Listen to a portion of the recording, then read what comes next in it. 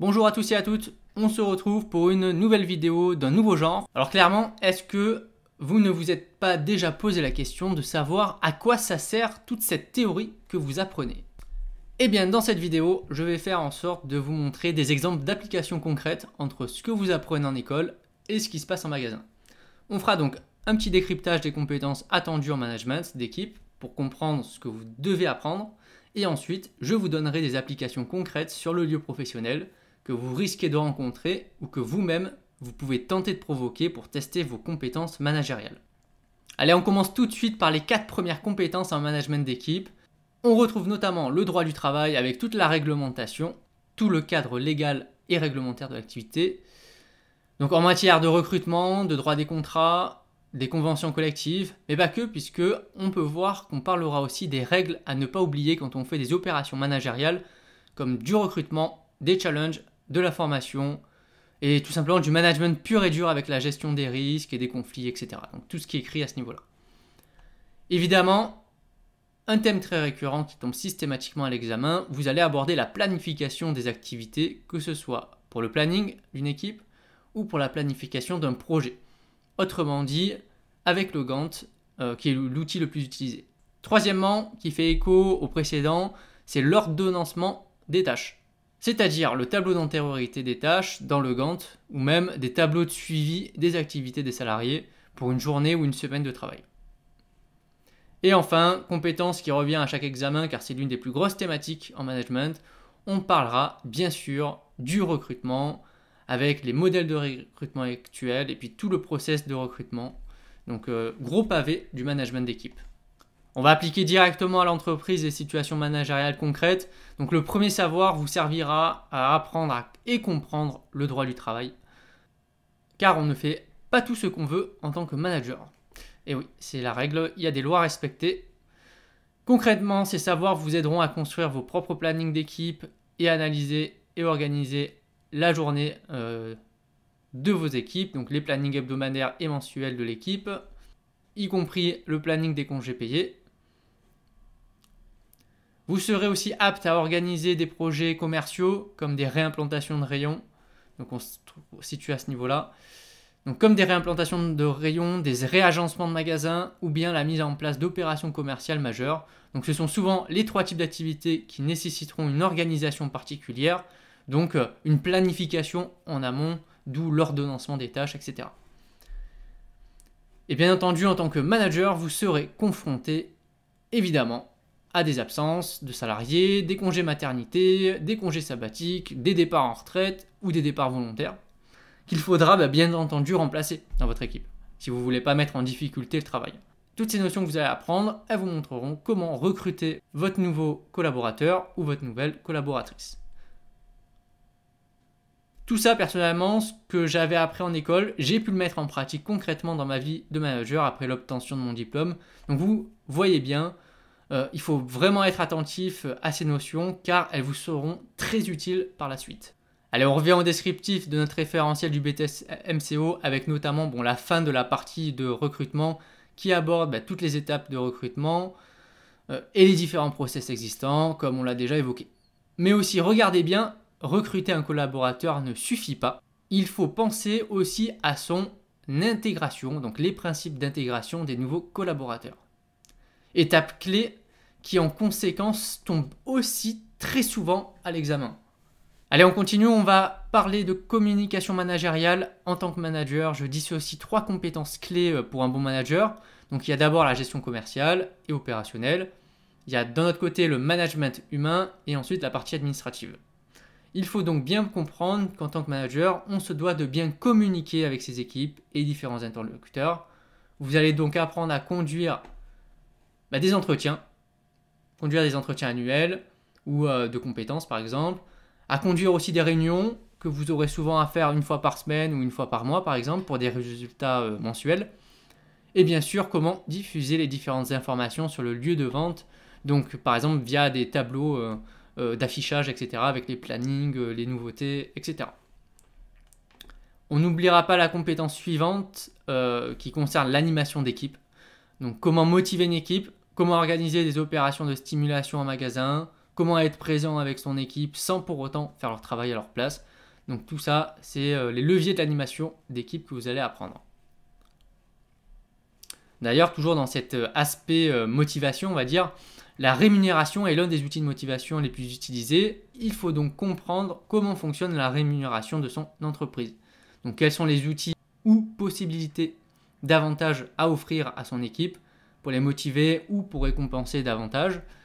Mais clairement, ce qui vous sera le plus utile là-dedans, c'est de savoir lire et expliquer un bulletin de paye. Car en fin de mois ou au début de mois, ça dépend quand est-ce que vous touchez la paye, il n'est pas rare en tout cas de voir débarquer dans son bureau des salariés qui ne comprennent pas tout ce qui est écrit sur leur bulletin de paye ou qu'il y a des anomalies dans leur fiche de paie. Donc c'est des problématiques assez majeures à résoudre. Vous allez apprendre à stimuler votre équipe commerciale afin de booster les ventes. Quelles sont les étapes pour réussir une opération de stimulation? Quels sont les outils mis à disposition pour booster la motivation de son équipe? Et en vue justement d'accroître les ventes, c'est souvent l'objectif principal de ce genre d'opération. Allez, c'est parti, application concrète, même si j'ai déjà donné pas mal de pistes en décryptant le référentiel. Donc pour la partie recrutement, j'ai ajouté comme application concrète l'accueil et la formation d'un nouveau salarié. Primordial quand vous allez recruter vos premiers collaborateurs. Sur la communication managériale, tout simplement, vous allez en avoir besoin pour organiser vos propres réunions d'équipe, pour faire un point sur les résultats hebdomadaires ou mensuels par exemple, ou pour faire un point sur les objectifs, ou de temps en temps, car c'est nécessaire, de transmettre les nouvelles informations du réseau et en profiter pour faire quelques recadrages sur des process qui ne seraient pas respectés ou en tout cas mal exécutés. Pour l'animation d'équipe maintenant, ça vous donnera des outils et surtout l'attitude à avoir au quotidien avec votre équipe. En tant que manager, il ne s'agit pas de rester enfermé dans son bureau, mais d'occuper une place importante sur le terrain pour interagir avec vos collaborateurs, avec les clients, et donc d'être plus rapidement à même d'effectuer un changement d'organisation ou de stratégie en fonction de vos observations. La clé de réussite d'un manager, selon moi, c'est sa capacité à réagir le plus rapidement possible, et pour cela, il faut être aux côtés de son équipe. J'ai été bien trop souvent confronté à des managers qui étaient planqués dans leur bureau et qui s'étonnaient ensuite de certaines remontées d'informations. Moyennant, en tout cas, qu'elles lui parviennent, bien entendu, parce que souvent, il était étonné de certains mécontentements. Mais si tu veux éviter ça, il faut être présent avec ton équipe et au moins, tu n'as pas de surprise. Bon, pour la rémunération, généralement, les leviers de motivation comme la rémunération ne sont pas gérés par toi-même, mais par la DRH ou par ton directeur.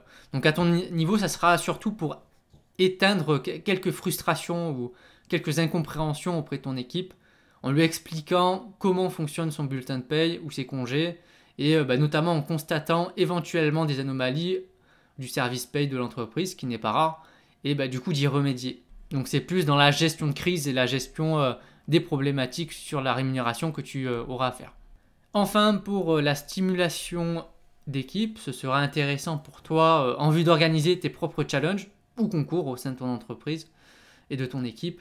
Ça permet notamment de booster leur motivation pour doper tes ventes, surtout quand tu as une équipe de vendeurs à disposition. Ce n'est pas le cas de tout le monde, ça dépend de la forme de magasin et du secteur d'activité bien entendu. Allez, on va terminer par ces 5 dernières compétences. Comme tu peux le constater, il y a beaucoup de compétences managériales et ce sont toutes ces compétences qui peuvent tomber à ton étude de cas managériale. Donc, la formation de l'équipe commerciale, on se situe à ce niveau-là. Tu vas apprendre comment faire un plan de formation et des suivis de formation. Cette compétence entre souvent en complémentarité avec l'entretien annuel qui permettra de définir les prochains objectifs individuels du salarié. Tu auras donc certainement à lui proposer des nouvelles formations pour atteindre ses objectifs ou pour combler des lacunes actuelles du salarié. Bon, là on passe à un bloc pas très marrant, c'est la gestion des conflits qu'on aurait pu intégrer dans la communication managériale d'ailleurs.